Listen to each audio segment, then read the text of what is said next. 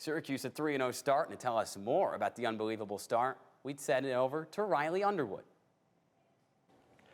Thanks, guys. Well, Syracuse football is coming off a 35-20 win at Purdue where they ran all over the Boilermaker defense.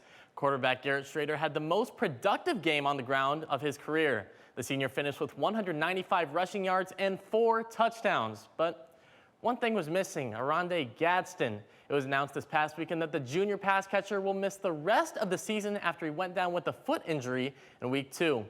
Only 2 SU wide receivers caught passes against Purdue, and none for touchdowns. The Orange are back in the Dome to play Army on Saturday. The Black Knights are coming off an upset road win in another dome at Texas San Antonio. And there are 2 things that stand out when you compare these 2 teams. First, Syracuse has been blowing out their opponents this year.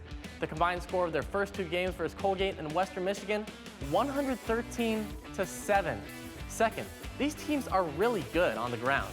Army and Syracuse are respectively 9th and 10th in the country in rushing yards per game.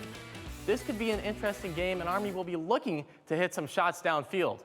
Army loves to run the ball, and that's what Syracuse will be expecting. The Black Knights need to take some shots early and keep the defense guessing. Army also needs to shut down the run, because if Garrett Schrader runs for half of his yards from last week, Army is going to lose the football game. We might see Syracuse try and open up the passing game and spread it around. It's time for Damian Alford, Donovan Brown, Umari Hatcher, someone to break out and have a big game. They also need to contain Bryson Daly, Army's dynamic quarterback. He leads the team in rushing and passing. He's the player to watch on the Army offense.